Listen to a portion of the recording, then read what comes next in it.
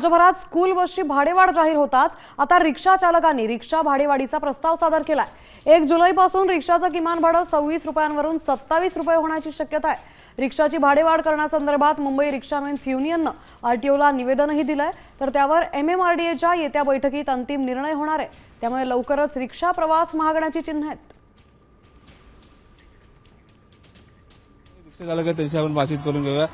काय सांगाल तुम्ही देखील आता येत्या 1 तारखेपासून 1 जुलैपासून 26 रुपये मीटर होता, आता तो 27 रुपये मीटर होणार आहे। तुम्ही देखील मागणी केली होती, काय सांगाल?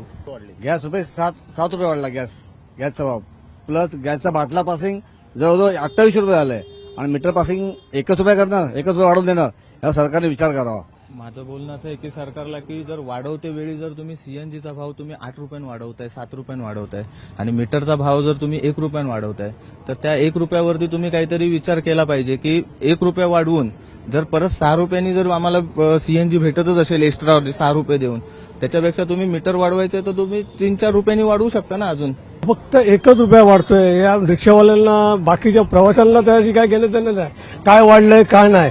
फक्त प्रवाशांना कसं तेवढेच 1 रुपया वाढला म्हणजे तुम्ही 1 रुपयात वाढवायचं, जास्त वाढवायचे नाही। पण हा पण विचार आमच्यासाठी करावा असं हे सरकारकडे मान्य आहे। सरकारने लवकरात लवकर ह्याच्यावर निर्णय घ्यावा। जे 1 रुपया वाढत आहे ते साधारण 2 ते 3 रुपयाने वाढ व्हावी अशी त्यांची आहे, ती त्यांच्या इच्छा त्यांनी व्यक्त केलेली आहे।